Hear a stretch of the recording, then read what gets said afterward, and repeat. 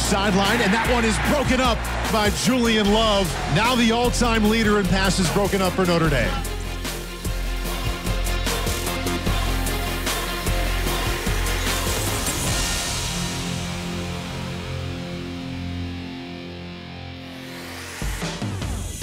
On Senior Day, the Irish were a perfect 10. Notre Dame takes down Florida State 42-13 to move their record to 10-0. We welcome you to Inside Notre Dame Football, presented by TireRack.com. Along with former Fighting Irish quarterback Evan Sharpley, I'm Darren Pritchett. Quite a performance by Notre Dame today, taking down the Seminoles. And Evan, we knew coming into this game, Ian Book was not going to start due to a rib injury, so Brandon Wimbush gets his first start since September the 15th. How did Wimbush help the Irish build a 26-point first-half lead? Well, I think the coaching staff set him up with a great game plan. It was a good mix of run and pass, but really the story here was Dexter Williams. This offensive line was very dominating, and a great defensive performance was why Notre Dame was able to win this football game. Well, the Fighting Irish entered this game number 3 in the college football playoff rankings. So if you're on the committee, were you satisfied with this victory? If I was on the committee, yeah, I'm satisfied. This game was never in doubt. It was a dominating performance for 4 quarters. They did what they were supposed to do. They took care of business. Let's go to the first half highlights. The third-ranked Fighting Irish taking on the 4-5 Florida State Seminoles at Notre Dame Stadium. Opening kickoff, 27 degrees, the second coldest game in Florida State history. Notre Dame seniors wanted to wear green. The Irish came out in those green jerseys. Second play from scrimmage, Nick Coleman comes up with the interception and returns the ball to the Florida State 3-yard line. Coney in coverage here, setting the tone early. This defense has done it all year, creating pressures, once again setting up this offense for a short field. Brandon Wimbush would convert the turnover into points. A 3-yard touchdown strike to Miles Boykin. Big body receiver. Just give him a shot. He goes up there and makes a great catch. 6th straight game with a touchdown for Boykin. The Irish run game was rolling against Florida State. Here's Brandon Wimbush for 11 yards. And then Wimbush to throw over the middle, diving catch, Chris Fink, 10 yards and a first down. And then Wimbush to his tight end, Alize Mack. Look at this circus catch. Touchdown, Notre Dame. It was 14-0 Irish. Once again, all about giving the catch radius, allowing his tight end to make a play on this. These pass catchers, week in and week out, have been going up and making some great plays. Florida State with the possession, but the possession would not last long. Ade Okundeje strips Cam Akers. Dalen Hayes recovered the fumble. That sets up Justin Yoon, a 26-yard field goal. It was 17-0 in favor of Notre Dame. DeAndre Francois converts a 4th down. Cam Akers a couple of plays later would score the 8-yard touchdown, but Florida State can't have nice things. On the extra point try, it was blocked by Jerry Tillery, and Julian Love takes it the other way for 2 points. The Irish led 19-6. Love just always seems to be around the football. We're able to see him take us for 2 points, and Notre Dame's in business.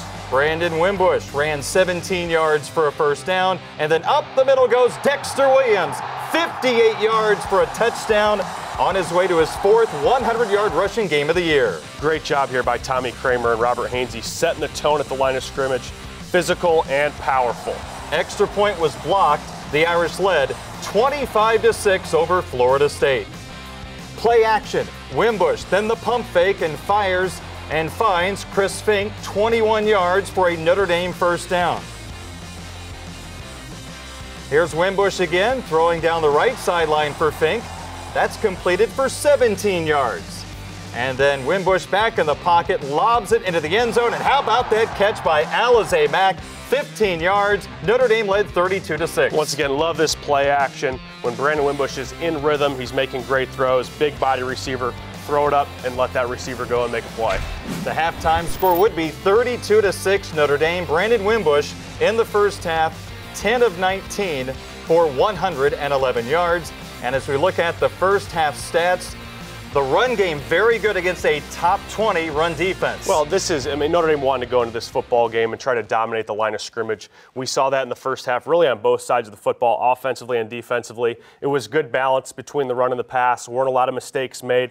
Notre Dame had to have gone into halftime thinking, we have this team where we want them. We've been able to create a turnover, a short field, some scores, and really the game plan they had set up for Brandon Winbush, they were execute on several levels. The Irish led Florida State 32-6 at halftime. Second half highlights are coming up next on Inside Notre Dame Football. Inside Notre Dame Football is presented by TireRack.com and brought to you by Team Notre Dame partners Coca-Cola, Under Armour, and Gatorade. Inside Notre Dame Football is also brought to you by Vivid Seats, Canon, Xfinity, Nissan, Notre Dame Federal Credit Union, and SiriusXM. Welcome back to Inside Notre Dame Football, presented by TireRack.com. Along with Evan Sharpley, I'm Darren Pritchett. The halftime score was Notre Dame 32, Florida State 6. Let's go to the second half highlights from Notre Dame Stadium. In the third quarter, the Fighting Irish got the football first, and Brandon Winbush would be intercepted by Florida State's Stanford Samuel. So a little life for the Seminoles starting the third quarter, and they would eventually take advantage as their outstanding running back, Cam Akers, would score from 7 yards out, and it was 32-13 in favor of Notre Dame. Winbush got back on track as he found Chris Fink with 4 catches for 59 yards in the contest. The second half belonged to Dexter Williams. Here he goes, 26 yards down the left sideline to the Florida State 20-yard line. Justin Yoon would hit a 35-yard field goal, and the Irish lead was 35-13. Francois, the quarterback for Florida State, under pressure most of the game, and also he had to deal with Julian Love, who comes up with the pass breakup on Terry. And then the Notre Dame defense, a goal line stand, back-to-back runs on second and third down. Notre Dame stuffs Florida State, and then Francois under pressure. The fourth down throw is incomplete, and the defense holds. Then it was Dexter Williams' time to once again run over that Florida State defense. Jafar Armstrong got an opportunity to carry. As you see, Notre Dame running a lot up the middle in the second half. That was a 22-yard run for Armstrong, and speaking up the middle, there goes Dexter Williams again, 32 yards for the score. What a dominating performance by this Irish offensive line. Dexter Williams, the recipient on this, 495 total yards, 7.3 per rush. Dexter goes 20 carries for over 202 yards. That drive, 12 plays, all rushes for 97 yards, capped off on the 32-yard run by Williams, and the seniors celebrated a 42-13 win over Florida State. And the Fighting Irish offense, 495 total yards against a pretty good Florida State defense. Yeah, let's talk about over 300 yards rushing. I mean, if you're trying to set, a dominating performance here in the month of November, go out and play a quality opponent like Florida State, a team that's done pretty good against the run all season, go out there and rush for over 300 yards. You're going to turn some heads. Back-to-back 10-win seasons for the Fighting Irish, but this group isn't done yet. Fighting Irish win over Florida State 42-13. More Inside Notre Dame Football still to come. We're here in Coach Kelly's office inside Notre Dame Stadium after Notre Dame's impressive 42-13 win over Florida State. So many good things, but maybe the most important thing, 11 straight home wins, and you protected your house this season. Yeah, that was a goal. Our guys wanted to beat Michigan, protect our house, and then obviously win in November. We're halfway there, but we clicked off a big goal, and that was to protect this house, and they did that today. And they did it in a way that you would do it in November when it's 27 degrees out, and that is a really ferocious running game, and then kept the points down against a very, very talented Florida State offense. And you start so quickly. You get a turnover on the second play of the game, and you put it right in the end zone. We did. It was a great fade. Miles Boykin goes up. Brandon Winbush comes in, hasn't played in about a month and a half, and throws a really nice back shoulder fade to Miles Boykin.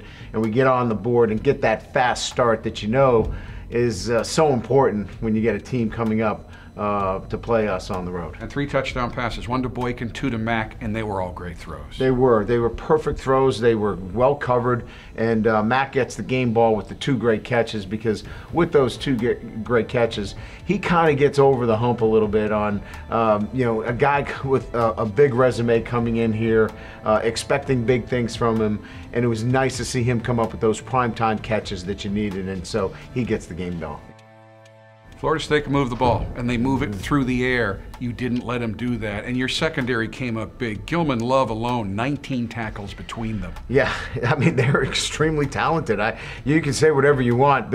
As they continue down the season here, they're a very difficult offense to handle, because the skilled players are so good. You know, they were very, very difficult to defend today. When you look at Dexter Williams, first 200-yard rushing game, 202 yards. He seems to be getting more explosive as the season goes on. Well, tonight I thought all the backs ran with that physicality that we had been missing maybe a little bit last week and the week before. We challenged them that they needed to come and play with that physicality. And then Tony Jones late in the game, he couldn't tackle him. I mean, it was beautiful to watch him just get us off our goal line. But I think the backs ran with the kind of physicality that if they continue to do that, we're very difficult to defend. And I can't end this without talking about Drew Tranquill, who is out there battling again, and it's a sprained ankle. He can play, but he's not going to be 100% until the bowl game, but nothing seems to stop him, and the rest of the defense seems to be lifted by his effort. Well, he's remarkable. A young man that came here that was overlooked in a sense, and we gave him an opportunity here, and he has blossomed, and he's made us better. He makes players around him better, and it's a great story. It's a great story because it's a Notre Dame story that he comes here and makes other people around him better. The nickel position of the Irish defense, we've seen Nick play it, Houston Griffith. We saw Julian Love spend a little time at the nickel spot, because when you have to defend that slot, it's a very, very tough challenge, because you really never know which way the wide receiver is going to go. He can go a lot of different directions. Yeah, you're asked to do a lot when you play nickel position. You're usually matched up with one of the toughest slot receivers, so what he was able to do today was very impressive. But, you know, what I like to see was Clark Lee, he switched things up a little bit this week against Florida State, too. It looked like he brought quite a few more second-level pressures, so it wasn't just the front four being relied on. As good as they've been all season, they were able to bring a couple of secondary blitzers and even some blitzes from guys like Alohi Gilman, creating some pressures. And that's one thing that has been at the forefront of this Irish defense all year, has been putting pressure on the quarterback. That was very apparent again, against Florida State in this game, and guys like Nick Coleman were able to benefit from that. Another really good performance from Julian Love as well. A couple of pass breakups in this game, the career leader in Notre Dame history. He had to defend Terry a lot, who is an outstanding wide receiver. Now, Terry had 6 catches, but it felt like none of those catches were a big part of the outcome of the game. We talk about it every week. It's a bend but don't break type of defense. Julian Love, in my mind, is an All-American. He's not giving up big plays, does a really nice job. If a guy's going to make a catch, he's still right there. So I think this defense is getting production from all 3 levels. That's really important. You're seeing guys at the front 4 that are able to put some pressure on the quarterback. They're stopping the run consistently for 4 quarters. They're not giving up a lot of big plays. Tavon Coney's doing a nice job at the center of that defense. And you look at what this secondary is doing from the cornerback position to the safety. Guys are making plays. You brought up the pressure on the quarterback. The Irish ended up with 10 quarterback hurries. Julian Okora led the way with 4. Now, the Irish only had 1 sack, and that was Dalen Hayes and Drew Tranquill splitting up a sack. But the quarterback hurries, just as effective. We saw Francois many times throwing the ball and then ducking to get out of the way of pressure. That's been a big change with this defense over the course of the last couple of years, is not necessarily focusing on the sack numbers. It's how many quarterback hurries are you creating? How many pressures are you? How uncomfortable can you make an opposing quarterback? You take a really good quarterback at the collegiate level, at the pro level, and you pressure him, he's going to be very average very quickly, and that's what this defense has been able to do. So toss out, don't look at those sack numbers. Look at what they're doing as far as pressures and hurries are concerned. And at the end of the game, another guy who's been so good for the defense, Aloy Gilman, into the ball game with 10 tackles, 6 of those solos with 2 quarterback hurries, including 1 hit on Francois that he's probably going to feel tomorrow morning. Yeah, we saw them overload an A gap, a safety blitz. They did it a couple of times. Again, this defense has been able to create some pressures with the front 4. I think they switched it up a little bit this week and going some second-level pressures, some safety pressures, overloading those A gaps. It must have been something that Clark Lee and his staff saw. They did a nice job at executing those. Well, Francois has been under siege all year. The Florida State offensive line has dealt with a lot of injuries, and they've been very inconsistent. And you could see throughout this game, Francois maybe threw the ball at times a little a little early, knowing that probably pressure was on the way. Well, I think once that's kind of ingrained in your head, your clock, that countdown goes down quite a bit. But you've got guys like Julian Aquar, like Dalen Hayes, Khalid Kareem, Jerry Tillery. I mean, they're doing a really, really nice job. Whether it's different stunt games that they're doing at the point of attack, whether it actually is true blitz looks. This defense is being very creative up front and allowing these guys to play fast, to play aggressive, and really, to this point, 10 games into the season, they're doing a great job as far as making the opposing quarterbacks feel very uncomfortable. I first started playing football when I was around 5 years old. I've loved the game of football ever since I was a toddler, ever since I can remember being able to put on a helmet. It's been one of my favorite things to do. In high school, I played guard and tackle. I had never snapped a football before I got to Notre Dame. My biggest role model is definitely my dad. My dad taught me hard work, dedication, working to perfect your craft day in and day out, and really that sacrifices are something that are necessary for anything if you want to be great at it. I started understanding, this is what it's going to take in order for me to achieve my dreams. Being named captain at the University of Notre Dame meant everything to me. What made it most special to me was being voted by my peers to be a captain. It showed the respect that they had for, the type of guy that I am and the work ethic that I have every day. And, I just look to lead those guys and set the best example that I can for them. Notre Dame is home. The Golden Dome overwatching you. You're just playing football in front of Our Lady, and you got 80,000 screaming fans. You got your buddies on the sideline with you. The first time you run out of the tunnel, there's absolutely nothing like that. And I think every Notre Dame football player would agree.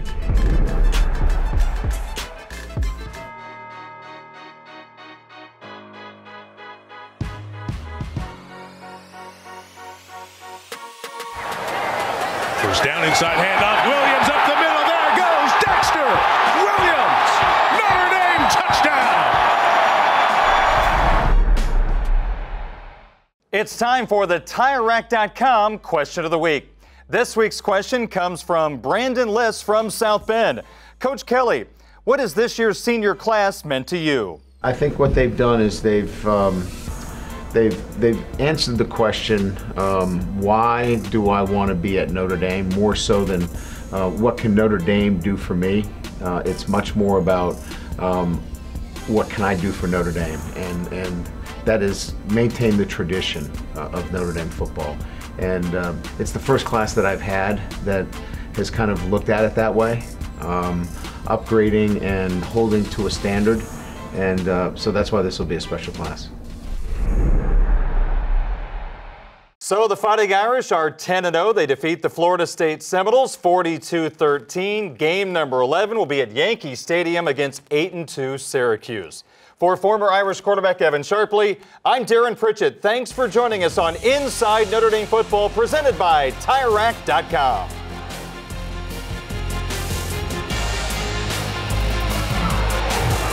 Inside Notre Dame Football is presented by TireRack.com and brought to you by Team Notre Dame partners, Coca-Cola, Under Armour, and Gatorade. Inside Notre Dame Football is also brought to you by Vivid Seats, Canon, Xfinity, Nissan, Notre Dame Federal Credit Union, and SiriusXM.